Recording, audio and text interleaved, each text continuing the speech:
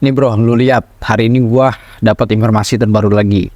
Nasabah Galbay di pinjol Kredivo itu baru telat 2 minggu udah didatengin sama DC lapangan. Padahal nasabah itu baru terlambat 2 minggu aja bro. Namun dia didatengin DC lapangan dari Kredivo sampai 3 kali bro.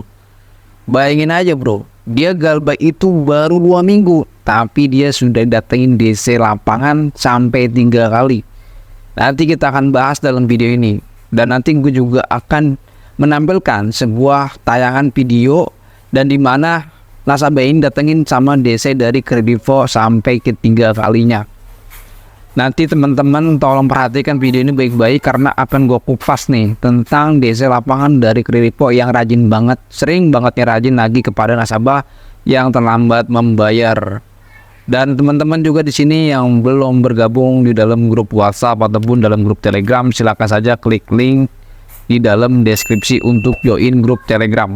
Namun teman-teman kalau misalkan mau join bergabung untuk mendapatkan konsultasi langsung kepada Tools Pinjol, silakan saja langsung bergabung di dalam grup WhatsApp dari Tools Pinjol yang bernama GM. Dan oke, gak lama-lama kita langsung masuk aja ke dalam pembahasannya.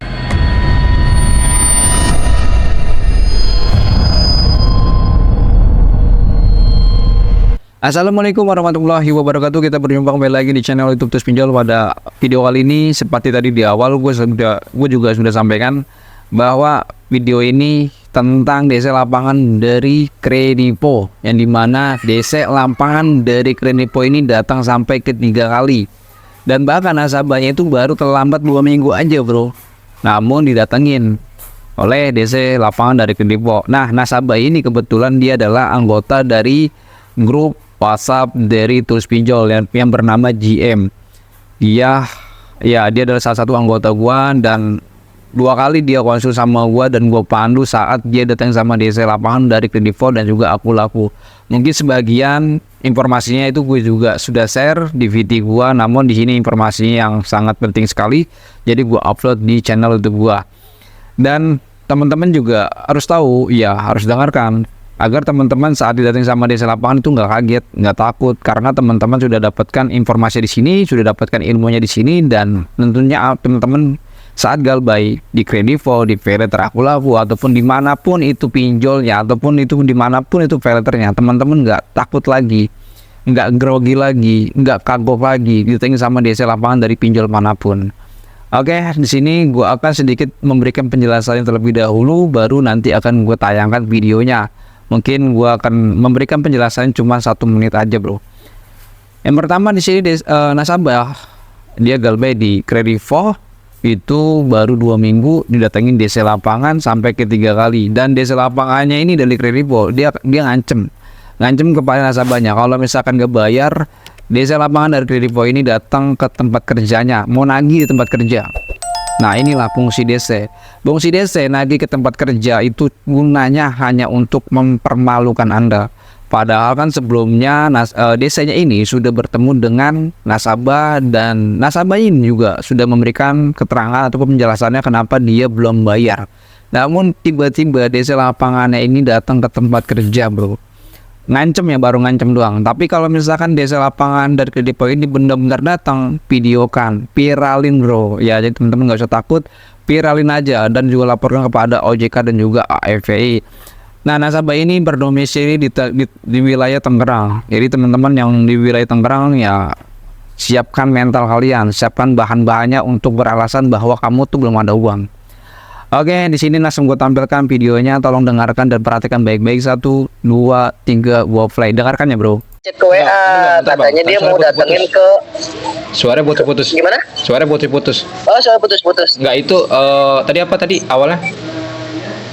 Iya, awalnya kan ada DC ini DC Kredivo, ya kan DC lapangan Kredivo datang ke rumah.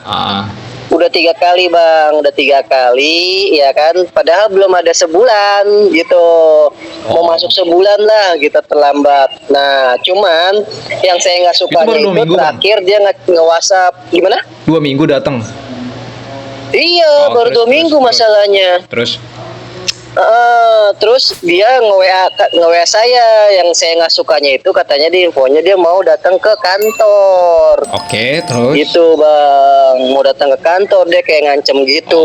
Oke, Nggak terus? tahu dia tujuannya ke kantor mau ngapain. Oke. Mau nagih kah atau mau cuman bikin malu atau Oke, gimana oke, gitu, saya nggak oke, tahu nih. oke, Katanya oke. besok mau datang, dia nungguin sampai hari ini. Oke. Cuman kan saya nggak ngejanjiin, saya udah teleponan sama dia. Masalahnya kan orang tua nelpon saya nih, langsung di kantor saya teleponan sama dia, bang, kalau nggak ada mau gimana? Kata dia, abang usahain, saya udah jauh-jauh ke sini, kata dia gitu. Ya habis mau nggak ada gimana? Saya gituin ke dia. Ya udah bang, kalau saya udah ditanyain terus nih sama orang kantor, saya harus nagih, harus dapat, kata dia gitu. Ya nggak ada bang, gue bilang gitu kan. Oke. Dia maksa tuh bang untuk suruh bayar. Makanya dia terakhir ngechat itu di WA itu pas dia mau pulang dari rumah saya, dia WA saya, apa perlu saya ke kantor gitu. Nggak saya jawab. Oke. Gitu. Terus? Nah itu solusinya gimana nih bang? Besok kan jadi dia poinnya- kayaknya mau ke kantor tapi nggak tahu nih. Oke. Nah, itulah ya, kalian sudah mendengarkan hasil rekaman gua teleponan kepada nasabahnya. Sebenarnya videonya panjang sekali, bro. Cuman gua ambil poin pentingnya aja, karena kalau gua tayangin semua panjang banget, bro. Takutnya teman-teman menontonnya nanti nggak nangkep informasinya, yang ada teman-teman ngantuk tidur. Ya, jadi poin-poinnya adalah yang pertama, dia didatangin DC lapangan sampai 3 kali. Ya, itu baru galbe 2 minggu. Berikutnya, ya, nasabah ini di wilayah Tangerang alamatnya. Jadi teman-teman nggak usah tanya lagi nih, bang, gua di Surabaya, didatengin gak nih sama Kredivo. DC lapangan dari Kredivo itu sudah merata, bro. DC lapangan dari Kredivo sudah merata, jadi nggak usah tanyakan lagi, bang, gua di Semarang, bang, gua di Kalimantan, bang, gua di ini, bang, gua di itu, bang, gua di Goa, gitu kan. Didatengin nggak kalau gua di Goa, gitu kan. Jadi teman-teman kalau misalkan galpe di Kredivo sudah pasti DC lapangan sudah datang semua, bro, karena dia sudah merata. Nah, itu poinnya. Yang selanjutnya adalah tadi kalian juga sudah mendengarkan bahwa ya si DC lapangannya ini sudah bertemu, bro, sudah bertemu dengan nasabahnya di rumah dan sampai ketemu sampai 3 kali. Ketemu sampai 3 kali, bro. Lalu ya si DC lapangannya ini memaksa minta pembayaran, padahal nasabah itu sudah memberikan alasannya kenapa dia belum bisa melakukan pembayaran. Dan selanjutnya DC lapangannya ini ya menekan berlebihan dan juga ada pengancaman atau intimidasi. Kalau misalkan nasabah ini ngebayar, DC lapangan ini akan datang ke tempat kerja nasabah dan melakukan penagihan di sana. Secara otomatis dia di sana itu fungsinya bukan menagih utang, tapi untuk mempermalukan Anda, menjelekkan nama Anda di sana, dan tentunya seharusnya kan utang piutang itu adalah urusan pribadi, bukan untuk umum lah. Ya, jadi kalau teman-teman punya utang ya antara pemberi dan si peminjam, itu urusannya. Jadi DC itu memang kayak gitu nagihnya, bro. Namun kalau ada yang kayak gitu, DC lapangan yang kayak gitu ada, nggak usah dibayar, bro. Nggak usah dibayar. Kenapa nggak usah dibayar? Karena DC lapangannya ini sudah menyusahkan Anda. Anda itu adalah konsumen, dan di mana konsumen itu adalah raja, harus diprioritaskan. Namun kalau teman-teman sebagai raja tapi Anda diperlakukan yang tidak enak oleh DC lapangan, nggak usah dibayar. Biar dia tahu rasa. Kenapa? DC lapangan itu bisa makan, bisa mendapatkan gaji dari hasil pembayaran Anda. Jika Anda berhenti aja membayar, maka DC ini yang akan kelenger. Makanya dia itu cuma beraninya gertak aja, bro. Cuman kalau teman-teman tegas nggak bayar aja gitu kan, udah dia gigit jari, bro, karena dia nggak dapatkan bonus, insentif, bahkan gua gaji. Kalau misalkan dia nggak mencapai target selama 3 bulan, itu bisa di-cut. Ya, bisa di-cut. Jadi teman-teman itu adalah konsumen. Nasabah adalah konsumen yang harus diprioritaskan. Dia adalah raja.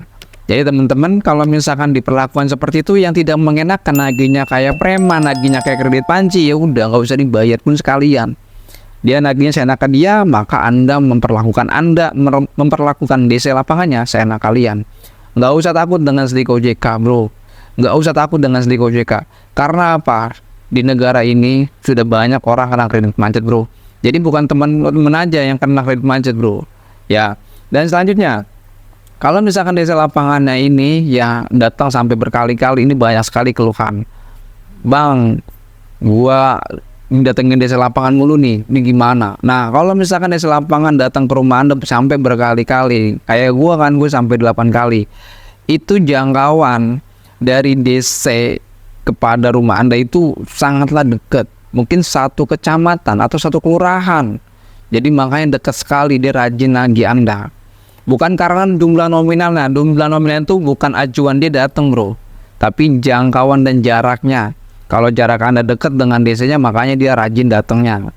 Nah, selanjutnya, kalau misalkan teman-teman nih takut sama desa lapangan datengin, teman-teman tuh nggak usah takut. Sesuai dengan himbauan dari OJK bahwa nasabah tak perlu takut bila datengin oleh debt collector pinjol.